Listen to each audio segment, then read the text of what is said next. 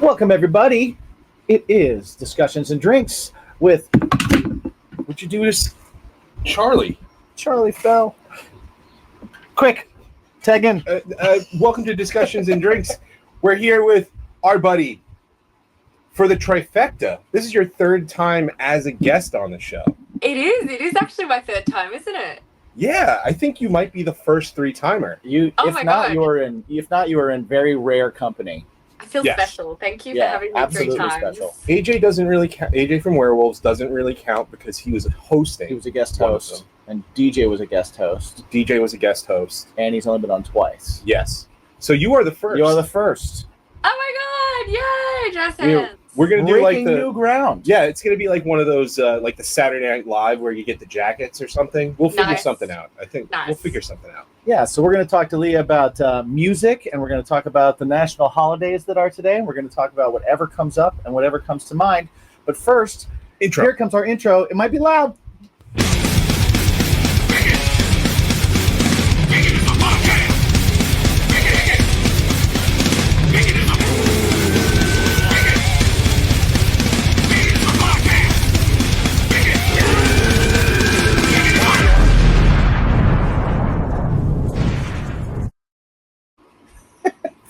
Is that the first time you're seeing that? I think it is. Fantastic. So it's funny. We actually tried putting that up on Spotify, but they won't allow it because it has to be over 38 seconds. Right. And we were like, no, it has to be short for an intro song. Yeah. They're also missing out. That was brilliant. Well, thank you. Thank you very much. Appreciate that. That was a one night deal. Yeah, that was a one night deal. So it was an interesting night. The video portion was a one-day deal too. Oh yeah, I'm sure. Well, welcome, and welcome everybody that's listening to August 25th, the day of our Lord in the year of 2025. August 25th. It is National Whiskey Sour Day. I wish I would have known. I would have brought sour, but we do have our whiskeys. So cheers to that. Cheers. Lee, are you a whiskey sour fan? Back in the day, yes. Back in the day. Back in the day, what was your whiskey of choice to do it with? Honestly, I preferred like bourbon whiskey. So I usually sour for sure. Yeah.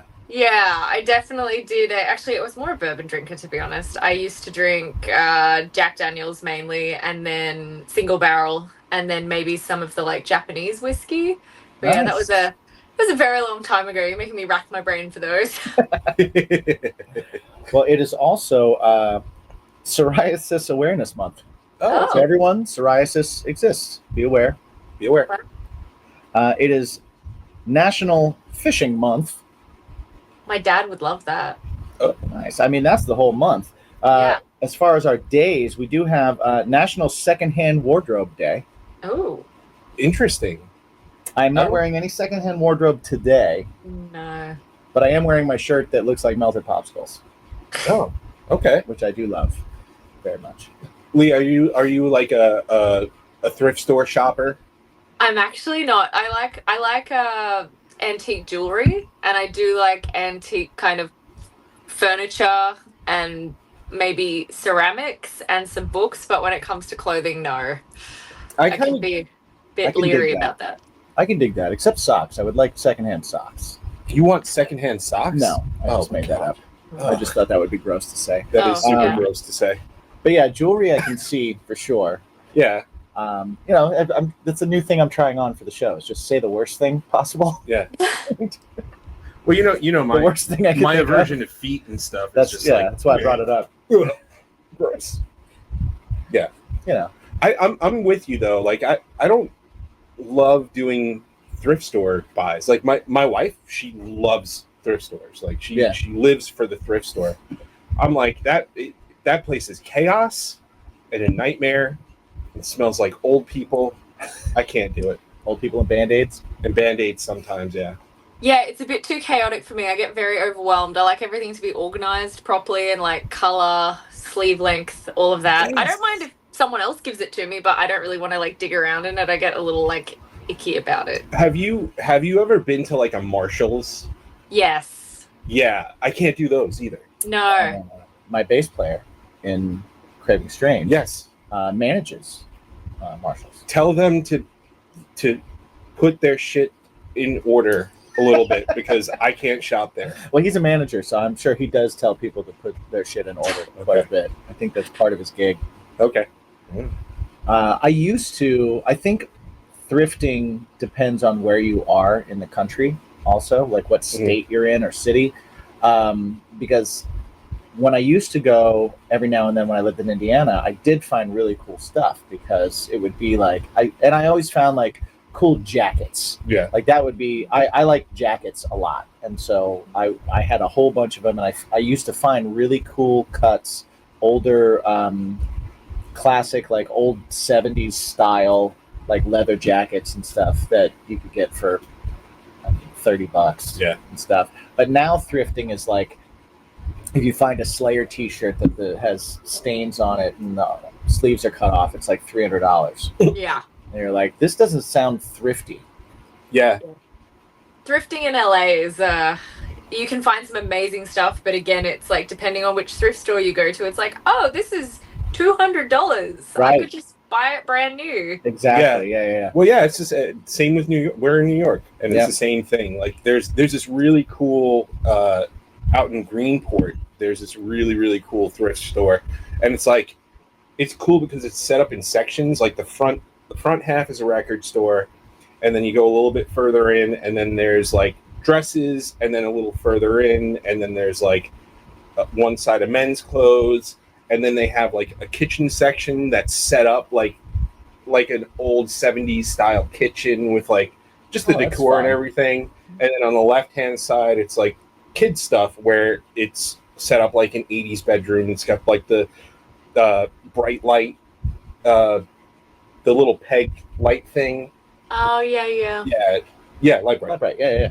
That, and then like an old TV and stuff, and then in the kitchen thing, in the corner, they have an old style TV with like an old TV show kind of on repeat and stuff. Yeah.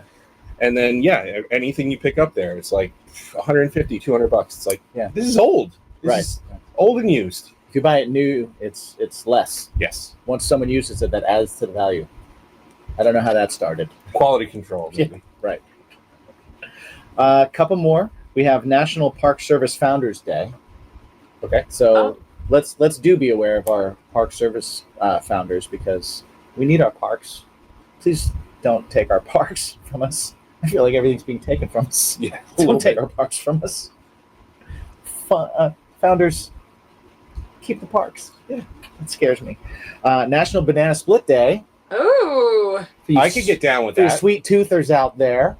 I'm a fan of banana, like real banana. Yeah.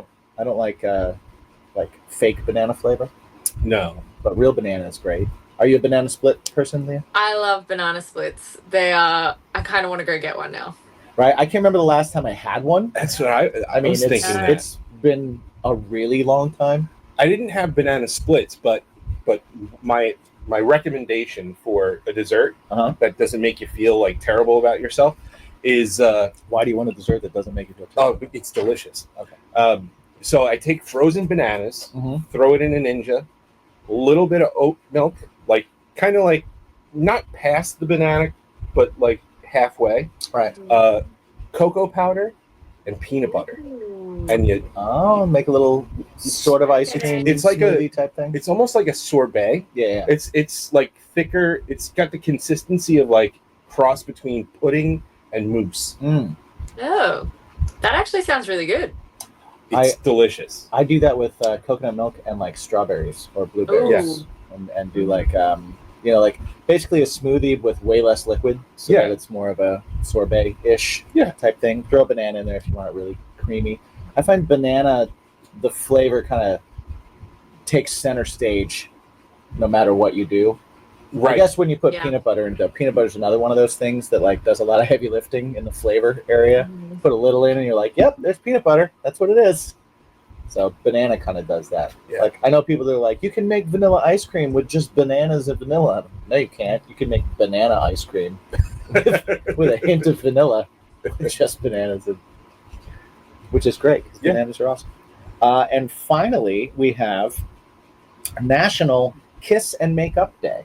Oh, so this is a good time for anybody listening. If you're holding a grudge, I mean, maybe you don't have to kiss, but the just think about making up. Be the person that reaches out and go, hey, is this dumb? This is probably dumb. We're dealing with behind the scenes. We should get over. We know somebody who's doing a kiss and make up. Yeah. You know, and it's really important. Really good things could happen from it. Absolutely. So I like that. Don't hold grudges. Don't hold on to things. Leah, when was the last time that you had to kiss and make up, or you felt the need to like kiss and make up? Honestly, I don't really kiss and make up. If we've gotten to that stage, I'm just kind of like, no, you're just I'm like, hold I'm on out. to my grudge. 15, 20 years down the track, I'll still be like, no, absolutely not. Well, I'm just saying that today is the day. Today is the day. If you were to do it. If you were to do it, you know, even the thought. August 25th. So even put it in the back of your head and go like, okay, what's the lowest tier one that I'm holding on to? Maybe let that one go. I don't have to tell him, but you know, just be like, I'm out. Maybe the guy who cut me off in traffic the other day. There you go. I wish horrible things on people that cut me off in traffic. Yeah. It's so bad. If you're in the car with me, I say some out-of-pocket shit. Like I do too, honestly. I'll be on the phone to my mum in Australia, and then all of a sudden I'll just like spew insults. She's like, "Oh, Leah!" I'm like, sorry.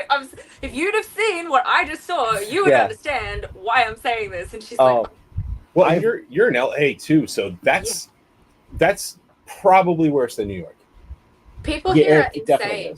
I don't know if they just like hand out licenses like lollipops. I'm not really sure, but I don't think I've come across many people who actually know how to drive here.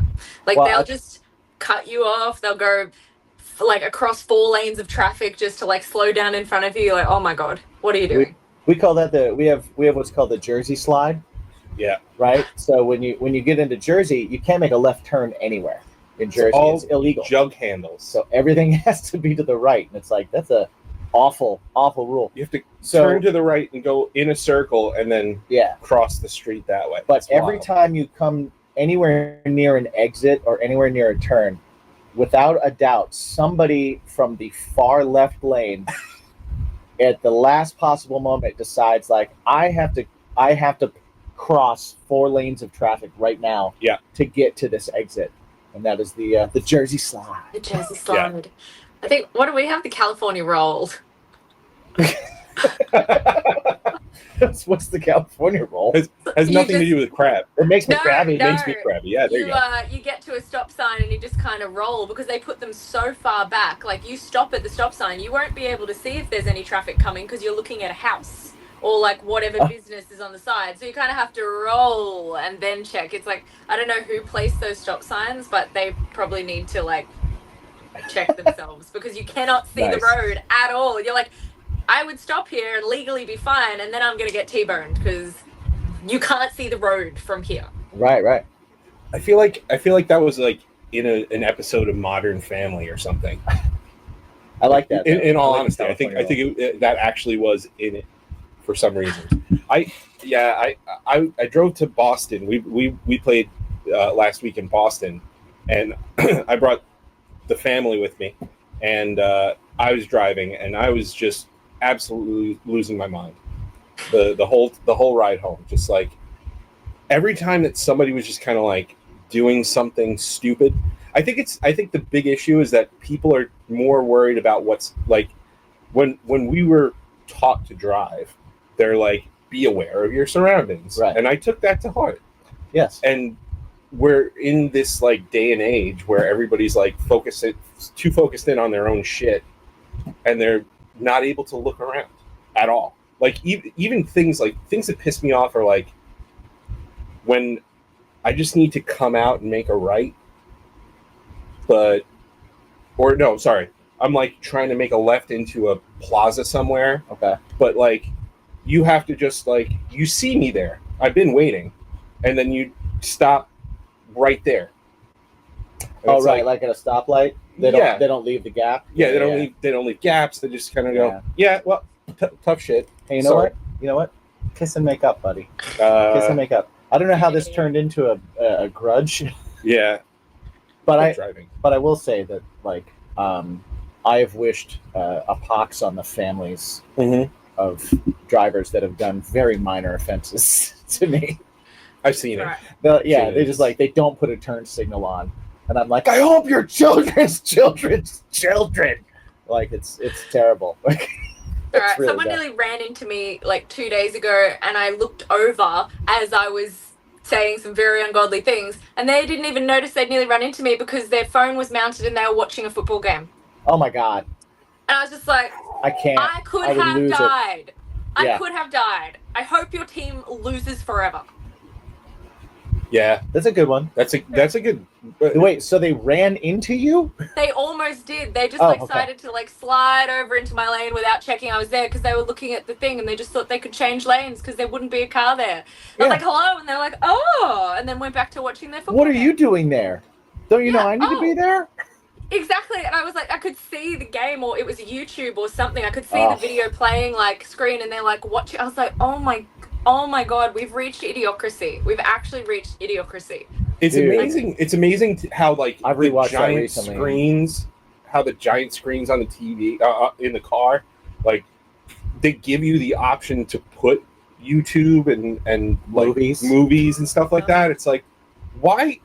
That's ill-advised. That's bad. Yeah. Why would you do that? Yeah. Yeah.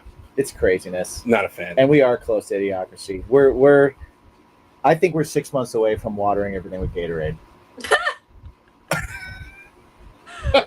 I really do. I think we're almost there. We're gonna get like.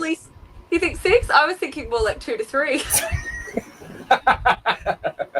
I think we haven't replaced everyone in charge yet. We're still working on. It's also moving from west to east, so we're a little delayed. I think. Oh, you studied your whole life? Yeah, you're fired. You just graduated, and you have a podcast. Yeah, you're in. I have to go to Australia next week, and I'm hoping to come back. So hopefully they don't see this and go, nope, she's not allowed. No, they got to let you back because you have to. These are all jokes. These are all jokes, everyone. Yeah. Sorry, Daddy Government. I'm so glad that Kiss is going to go into get an award. I think it's great. Yeah. It's great. We all think it's great. Yeah. Unbelievable. Jazz. Well, you need to be back here because you gotta play some music for people. Like, I do. What's up? That's right. Talk to us. What's happening? What's new? I mean, you got a new album coming out. Yeah, you've got a record coming out. You got a new single out right now. Yeah, there's a lot going on. I got signed to Frontiers, which is really cool. I'm very excited about that. They're awesome. And I just released a single August 4th called Rainbow, which is good fun. It's nice and poppy. I came up with a really sad acoustic version, which I also love. There is going to be another single out in September. I don't think I'm allowed to announce it yet, but it's going to be September 12th. So that's exciting. And then we're going to launch the album on October 24th, which is very exciting.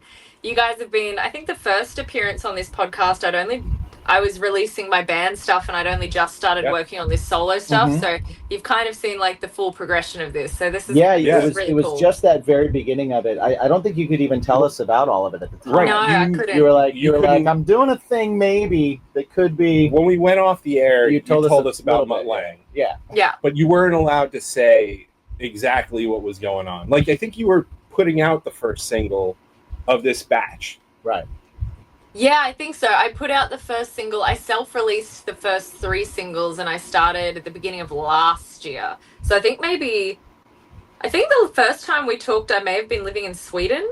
Am I correct, or am I misremembering? Last time, okay. So the first time you were on the show, it was 4 Evil Walks. Yeah. I believe you did it. I think you did it from Australia, though. Oh, okay. It was I think so it was super early in the morning for you. Yes. Yeah. Yeah. And then the last time is just after you started the whole thing with Mutt, and you were releasing the first song, and you let us know a little bit about the ins and outs of what was happening. So yeah, I'm excited that So we are currently in Return of the Jedi. Right. Now. Right. So like the last time she reached out to us about, putting out the new music, coming on the show. And then this time it was cool because I got the press release about the album, and I was like, hey man, we know her. And we knew about this when it when it was becoming a thing. Like we definitely want to bring her on to talk about the album. We're VIPs, no big deal. Yeah. Kind of a big deal. Yeah. Kind of a big deal. Absolutely. Yeah, I was really excited when our PR person reached out. I was like, I was like, we're friends. It's good. Let's do it. Yeah, that's awesome. So excited. Well, congratulations on all of that, because it's a lot of work and it's a lot of time put in, and it's been a lot of time put in. So I'm sure that right now it's like super exciting that we're like 2 months away from the record. It is really nice. There's a whole. I had a different name for the album, but it kind of got shot down. It's going to be Existential Exorcism. So I went with Love and Other. Yeah, I went with Love and Other Crimes instead. I like that too. Thank you. Yeah, I thought, this album has been definitely one of the biggest challenges I've ever done creatively and as an artist. I think there was obviously getting to work with a producer and songwriter at the level of Mutt Lange is insane. It's a dream that I've had since I was a child. Tony Nielsen, who I also worked a lot with, he's incredible as well. The songwriters for the album, I think I've told this to you guys before, I didn't write these songs, which was a really hard pill for me to swallow at first, because when I was presented with this project, I have my own band, I am a songwriter, I always have been. So when I was presented with something that I would be fronting, at first I didn't really want to do it, because all creatives, we just want to do our own thing, and I found it, I was kind of a little insulted. I was just like, what do you mean? Am I not good enough? But then I got over myself, and I stepped out of my ego. I was like, this is a chance for me to work on some really amazing songs by 3 really incredible songwriters. Rochelle Royale / Lerner is her real last name. She's an insane songwriter and artist in her own right. And then you've got Mutt Lange and Tony Nielsen, and they created this project. And it's been very hard to, number one, step away from that heavy rock, hard rock thing that I've always been known for and is my wheelhouse, and just learning, number one, how to sing songs like this, because it was very different to what vocally I'm used to, and it was challenging, and I loved it, and it's given me more tools for my toolbox now, but it was a challenge. Yeah. And then also knowing that the amount of creative input into the actual sound of the recordings was quite minimal on my end, because they had a vision for it. So we definitely made it more rocky. It was very it used to be hyper pop, and we really took it much more rock, but I did have a lot of fun, because when it came to the videos, that's where I could really have creative input, which I had a great time with, because these songs, I worked with phenomenal directors who really listened to what I had to say. And some of my ideas, like Rainbow that just came out, we're in the desert singing there's animal heads. My original idea is I wanted to get a bunch of furries and have a paintball, a paintball war. So we met halfway. We met halfway on that. Shush, we had, originally I wanted to be in a cabin and have a serial, like Scream or something like that, and then have us be attacked by a serial killer, but then I'm like, oh my god, serial killer, you're kind of cute, 6 foot, what? Oh, daddy. And then kind of run after him, and he gets terrified because I'm trying to assist him, and he's like, what the fuck, this girl's off her head, and then he runs away. So it ended up getting turned into I was the serial killer, because apparently that's just easier. But, that was really fun, and I got to kind of make it more my own in that way, because some of these songs, they're really good fun and I love to sing them, but some of them are a little bit more sexualized than I would perhaps sing. I would maybe be a little bit more subtle about it. So having something like Shush, having that ridiculous video, I think it allowed me to put my stamp on it as an artist, as well as still honoring the people who wrote it. Right. Yeah, I was gonna say that's got to be a really interesting dichotomy that you're dealing with okay, we've got this batch of songs, we've chosen you. Was there any kind of discussion about personality or anything like that? Because again, with the video, you said you had a lot more input in and the presentation and all that kind of stuff. So like, is the presentation what you're having more say in, or is it kind of like a little bit of both, kind of?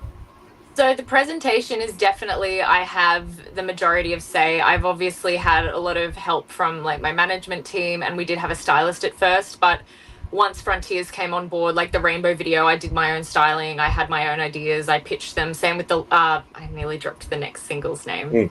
Whoops. Same with the next one that's coming. I did get to do or find my own person to do the album art, and I kind of knew what the vibe was. When it came to first working on the songs, because this is back in 2021, there is a third co-producer, Tommy Denanda, but he didn't come until the very end to like finalize everything. So I'm not purposely leaving him out. It's just when I worked on this record in person, I worked mainly with Tony Nielsen, with like overseeing. So when I first got these songs, they were very hyper pop. They were very much, there were some elements of rock in there, but they were much more poppy. And that was my first question. Is this going to be a pop record, or is it going to be a rock record? Because I'm not a pop artist. I have no desire to be a pop artist, and I don't really care who's producing it. Like, I still need to be true to myself, because I can't artistically, I can't marry the two. Like, I still have what I need to do. And they did say that I love they hooks, wanted yeah, I want hooks, but so they promised that I would be able to swing it more towards the rock, and they definitely have. If you heard the original tracks that I worked with and what we have now, we have a lot more guitars thanks to Tommy. He's an insane guitar player. They've really rocked them up and made them more of what I think would be more my style, but still keeping that really cool hooky poppy hybrid, which I love. Yeah. Well, that's where everything's kind of heading right now anyway, right? If you really kind of listen to like who's coming up, or even who's getting huge, like you listen to the Youngblood record, and it's like the pop artists that are putting stuff out are rock fans and are rock artists that are kind of making a mix of the two. So I was like genre blending anyway. Yeah. Were you ever presented anything where you were like, I don't like this, or I don't get this? Yes. And you okay. And how did you navigate that and handle that? There were a few things in this that I was like, I don't like this at all. I don't really want to do this, but it comes as a package. And I think then part of it was, number one, checking myself and being like, okay, do you have a platinum record, Leah? No, you don't. Does Mutt Lang? Yes, he does. Right. Did you like Garbage? I did. Yeah. It's like, okay, check yourself. And I think number two, understanding that for this, it's a creative project where I get to explore different parts of myself as an artist, especially as a vocalist. So just finding a character and teaching myself to step out of what comes naturally to me, and kind of learning to find different, characters or voices. And I think that was how I kind of moved towards it, because maybe something that in my head I was like, oh, well, I don't really get this. But then if you kind of switch into someone else's brain, like maybe someone else would totally get it. So just finding those people and kind of putting yourself there, like kind of like acting, I guess, like if you're in a musical, or I think that's what it was, just learning to realize that not all art has to be you personally. It can be a character or something you're just bringing to life, if that makes sense. Absolutely. Well, and as a singer, it absolutely makes sense, because if you think back to when we all started by singing along to songs that could have been anything. Sure. They hit us in whatever way, and we tried to embody the character of the song. Like any of us that ever got good, we took on the character of the song we were singing. We did that long before we ever started writing. Yeah. That's like how we learned. How do I learn how to do this technique? Oh, I mimic this person. I try and get into the mindset of this thing. So I take this song and try, I teach vocals, and whenever I'm teaching vocals to kids and everything, I'm like, okay, I know that you don't understand what this song was about, which might as well. Sometimes I'm given a song and I'm like, I don't get it. I have no idea what this is about, or I do know what it's about, but I wouldn't say it like this. I don't get it. And you have to go like, okay, well, figure out how to, like, figure out how to get it, figure out how to. Who are you? Who is the version of you that gets it, and step into that, and try and find that, because that's what we all did when we started. Absolutely. And they're wonderful songs, and I really love like everything about them. So it was just kind of checking my own ego and stepping out of that like heavy rock metal kind of thing. It's a really tough thing to do. So once I did it, I was like, oh, this is great. And now the things that I was like, I don't know about that, now they're like my favorites. So I'm like, yeah, let's go. This is great. Can't wait for people to hear it. Well, now it's like you get to do stuff that you would never do in a heavy rock setting. Absolutely. You're like, oh, cool, I get to do this now. Yes. Absolutely. And it's so fun. I love that. Absolutely. So last time we spoke, you were talking about some live shows that you were doing, and you were like, oh wait, I'm not supposed to say that. Can you pull that from what's like, talk a little bit about, is there going to be a live presentation of this material? Are you working on live arrangements, stuff like that? What's something like that look like to you? Yeah, so I've been having a lot of fun with the live side of things. I was on like a show ban for a while. My management didn't want me to play, and that kind of, I just got over it, and also it went away once I got signed, and now people are like, why aren't you playing? And I'm like, okay, well, give me a straight answer, guys. You can't tell me just one thing. Right. So I did have our first show. I've been doing some acoustic arrangements of everything because I love playing acoustic, and then we did our first band show on July 31st, and it featured Hysterical Love and Shush, and I just made them really rocky. Like, I don't run tracks. I also don't have the stems, so that makes it hard. But even if I did, I got my guys together. They're all brilliant musicians, and they're like, well, where are the stems? I'm like, just do what you want to do. Like, in Shush, there's a rap. I got rid of the rap, and we have this really cool, like, instrumental build guitar solo. It goes into this weird kind of, it's very cool. You definitely hear more of the artist that I usually am, blended with how awesome these songs are. It has this really nice like rock pop presence, and it blends in well to some of the other stuff. So hoping to do an album launch. I'm just trying to lock in a venue here in Los Angeles, which the week before Halloween is apparently very difficult. Yeah. No way. You would think it'd be a lot of opening. Who knew? Yeah.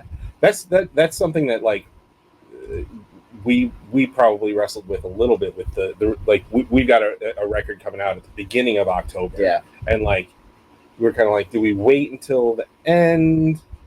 No, because then we won't have that much time before Christmas to push it and all that kind of stuff. So it's last year's record. And it's last year's record. And so. But does that still matter? Yeah.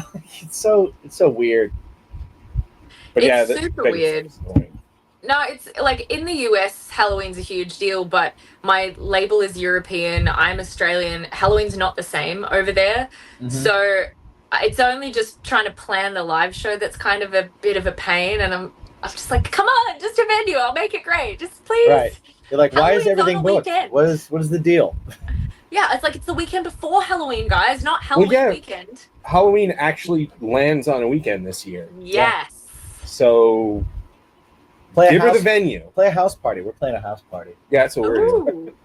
I played one of them the other week, actually. I did it acoustically, and I had a great time. House parties are the best. House parties are great. They're so much fun. You don't have to promote. Yeah. You don't have to worry about the draw. Mm-hmm. You don't have to go whatever. And hang out and have fun and be social. Yeah. No pay to play. No pay to play.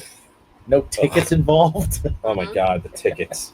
Ugh, tickets. Everybody just wants you to hang out. Yeah. So the group of musicians that you used for this show, or that you played with for this show, is it the Evil Walks guys, or you got a different group of people? So it was mostly everyone that I used has played with Evil Walks before. in some capacity.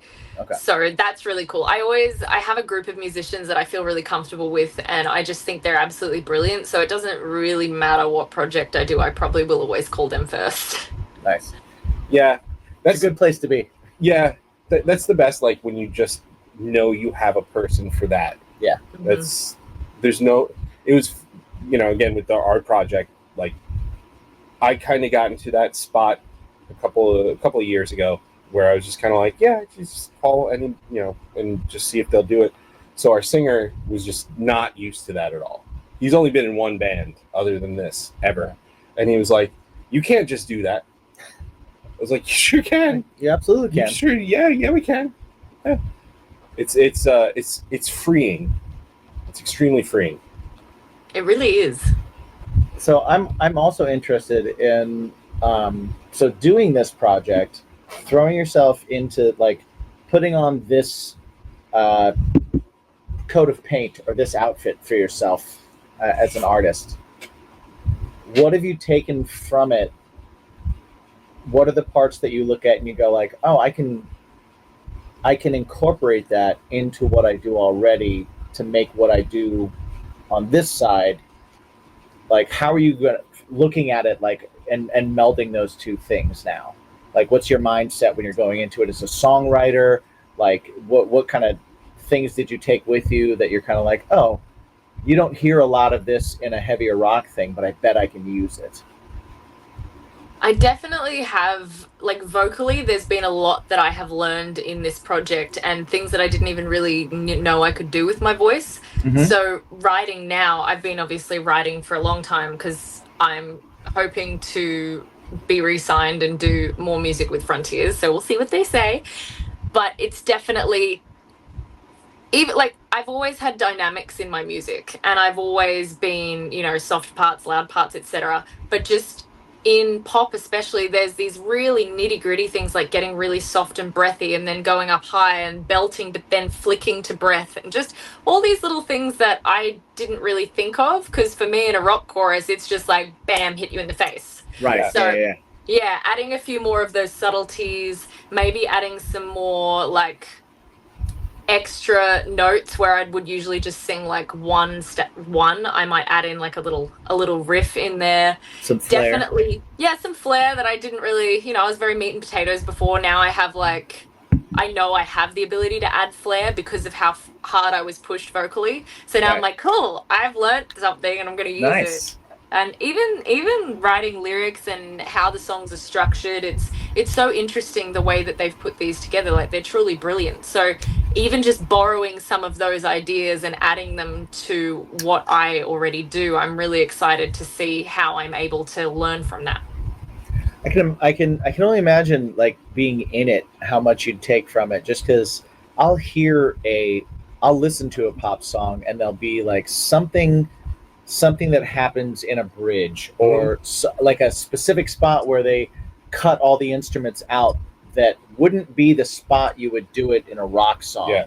Mm-hmm. And it's like a beat later, things happen on the 3, like stuff like that, where I'm just like, oh man, I'm gonna try that in a rock set or in one of my songs or with the band, or somehow do something that kind of evokes that vibe or that drama that happens there. Yeah. So I can only imagine being in it. Yeah, something that I know it's not necessarily your thing, and Leah, I'm not sure if it's your thing, but like, I don't know if you've listened to the latest Wage War album.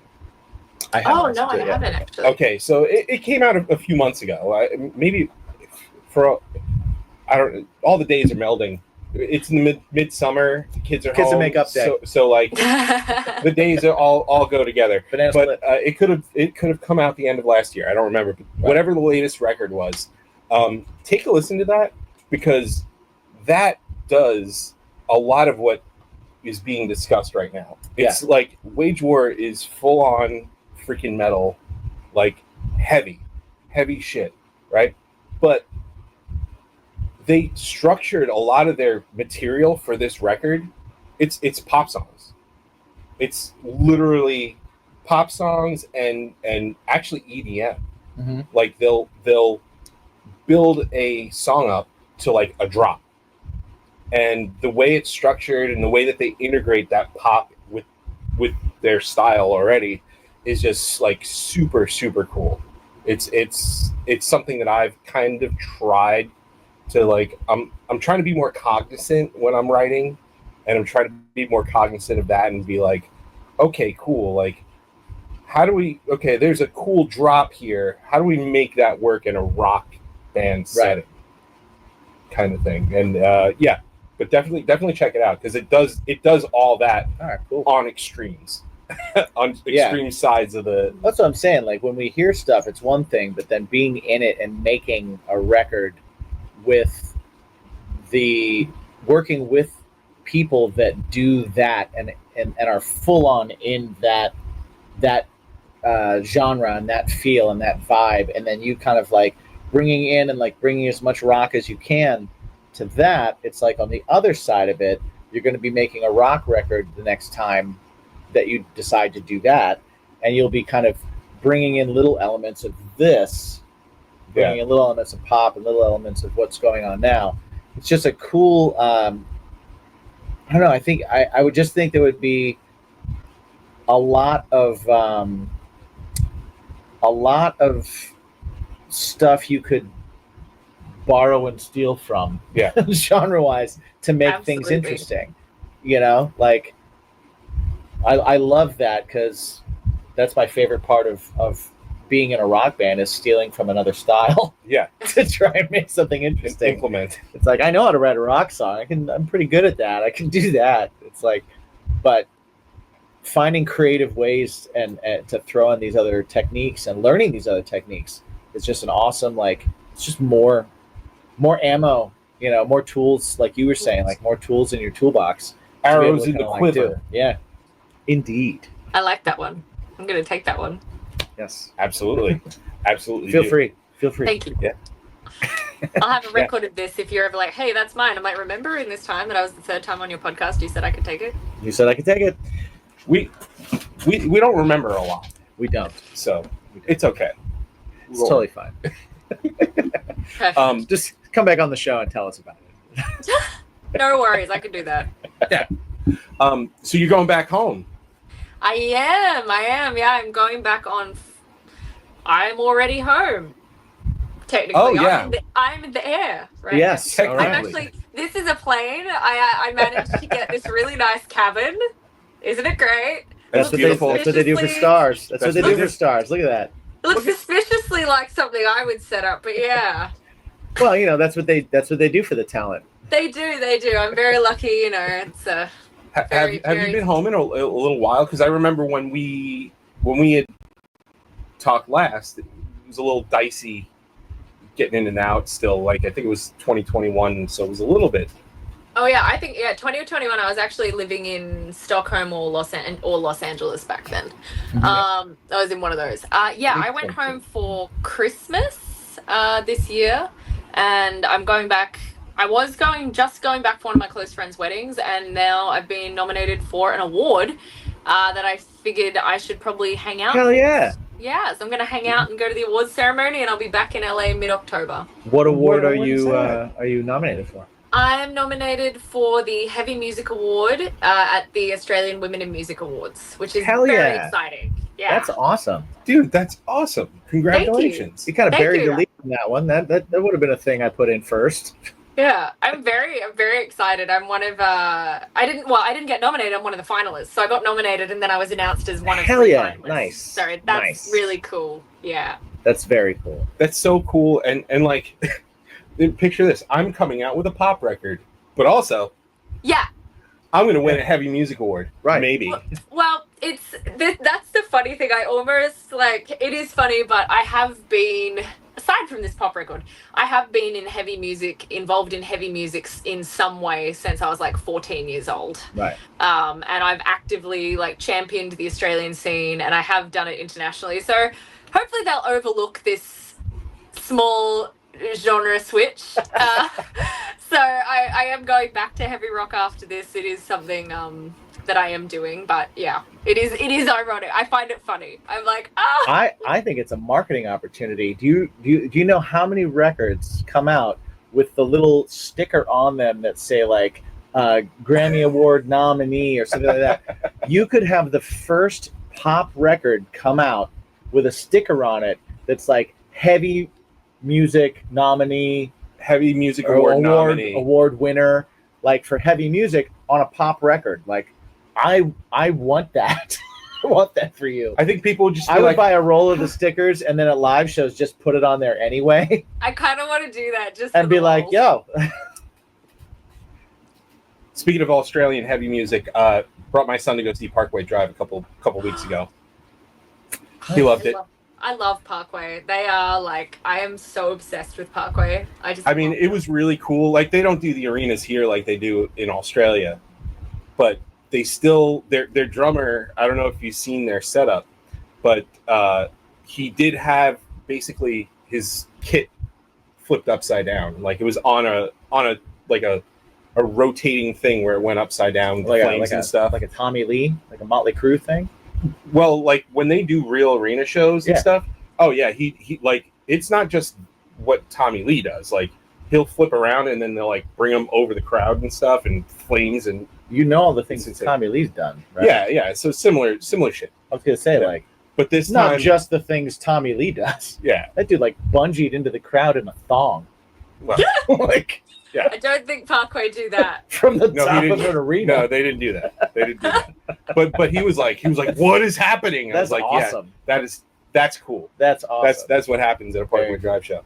But yeah, he was very, very into it. Very into it. He was nice. Yeah. Figured I'd bring that up. The only Australian thing I've seen recently is Rhea Ripley. Love Rhea Ripley.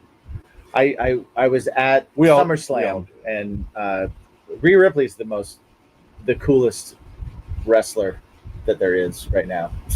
Oh yeah, so badass, it's crazy. Just awesome. I was introduced to her by my best friend who's also Australian. She's like, I was like, why do you watch wrestling so much? She's like, because of Mummy. I'm like, who? And I watched it. I was like, oh, I get it. And then I had a bit of bisexual panic because I'm not bisexual, but now I'm panicking. I am. I had that panic too. For Rhea Ripley. For Rhea Ripley. Yeah. No. You had a bisexual panic for Rhea Ripley? No, but yes, sure. What a weird. Same thing. Hey man, same thing. Hey man, love is love. Love is love. Yeah, Rhea Ripley's amazing. Yeah. And she's one of ours. And she's one of yours. That is true. Yeah. She's got a great theme. She also has a great theme song. It's great. Mm-hmm. She likes good music. Yeah. Yes. I just can't believe she's so ripped and it's amazing. Like seeing her workouts, I'm just like, girl, it's crazy, so right? It's amazing. I love watching them. I'm just like, this is awesome.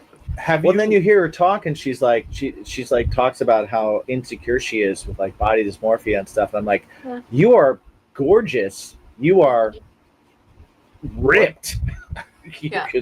I love seeing her with her fans too. I saw this one video of like her with a little girl, one of her little girls, and like gave her a hug and stuff. I was like, "You're such a nice person. I love you." Yeah, she seems very cool. Have you ever seen like her transformation over the past probably like 8 years?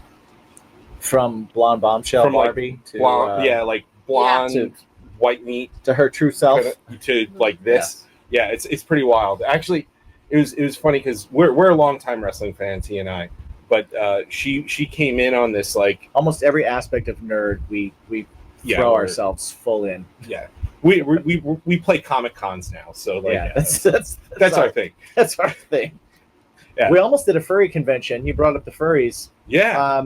And I was so upset that we didn't get it. I knew we weren't going to get it because we almost played something called Furpocalypse. Oh. And we wanted it so badly. I think I wanted it. I think the only person that might have wanted it more than me was our singer. No, maybe no, our bass player. Yeah. But like, I kind of knew we weren't going to get it because none of us are actually furries, and there was some controversy last year where they were like, you had a band, and they took up a spot that like the furries play in bands. You could have had a band with someone in the community, and I get it, but I still wanted to play it. I still wanted to be there. Yeah. There's always next year. There's always. They said next year. They said they couldn't have bands this year. So if you want to play for Apocalypse, find a furry, find a furry that plays, and put them in your band. And I'll just show them my latest music video. exactly. There you go. Exactly. Yeah. Also, if we end up playing, we'll put the good word in for you to book you. Yes. Thank you. I would love for that. Apocalypse 2026 For sure. I would love that. We won't have record releases going on or anything like that. It'll be way easier. Way easier. You don't like Connecticut, right? Mm-hmm. I can do that. Easy. Yeah, Connecticut, fine. Cool. Awesome. Awesome. Well, before we head out here. Well, before we head out, I do want to say hello to our friend Donna, who's in the patrons over here. She came in a little while ago and just said hi to everybody, and I just want to call her out and say hello, Donna. Thanks for coming in. Donna. Thanks for hanging out. Thank you for everybody that's hanging out over in the Patreon. And if you want to join us over there and come in and see some of these live things when we're doing them, not on the day that we say that they're coming out. Mm-hmm. You can join us at patreon.com/baconismapodcast. Yes. Right. Yes. Before we head out here, Leah, I mean, listen, you're an old pro at this, so everybody knows you already, right? But just let everybody know where they can find everything going on, what you have coming up, except for the single. Yeah, what you're okay to tell. Here on August 25th. On August 25th. Hi. If you haven't caught me, my name is Leah Martin-Brown. I'm a solo artist. I also have a rock band called Evil Walks. You can find me literally everywhere. I'm everywhere on the internet. Just search my name. I'm on Instagram, YouTube, Facebook, TikTok, unfortunately. You can also find my band, Evil Walks. You can find me on Spotify for both my band and myself. I have an album coming out on October 24th, which I'm really excited about. It's called Love and Other Crimes. It's really great. It is. It's fun. It's fun. And we have pre-orders right now, and you can get exclusive merch. If you're more into metal and heavy rock, you can go over to Evil Walks on Spotify, and I've got some merch over there. So, thank you. I really love being here. Check all that stuff out. And if you want to know even more about her, I suggest you jump onto the other two. Yeah. What's Your Bacon? Go to questions, the archives. Join over there and find out from Leah whether she thinks cereal is a soup or not, and other important questions that we got to the bottom of during those times. Yeah, way back in the That was day. the important questions, the serious questions. Hey, you know what? Someone had to ask. Someone We're brave enough. You guys are so brave. We try to be. We try to be. You know, like I don't like to throw around the word hero, but if you did, it'd be. But if someone else says it, not all heroes wear capes. Yeah, not all heroes wear capes. That's right. Because those things get stuck in things. I will wear a cape all day. Doors. If I could wear a cape all day, I would wear a cape all day. Except for on a day like today, because it's hot. It's hot, yeah. Yeah, I wouldn't wear a cape today. But well, Leah, thank you so much for hanging out again. Come back. Yeah, come back again. I would love to. Yeah. Anytime. The door's always open. We'll do it again. We'll have our people talk to your people. You know how it works. Yes. Yeah. Or your people can talk to my people, or I can talk to you, or we can all talk to each other. We can all talk to each other. Yeah. We can do all those things. I mean, listen, I went through the proper channels to facilitate this. You did. You did. I did. For sure. You gotta respect the things that you. That's true. Then I was like, that's true. I was like, you know? Hey, dude, like we're doing this week, so let's talk this. Yeah. But dude, thank you again, and thank you. Everybody, go check out the new music. Be ready for her new record. Yeah. Be ready for all things Leah Martin-Brown, and always remember to ask yourself one super important question. What's your bacon?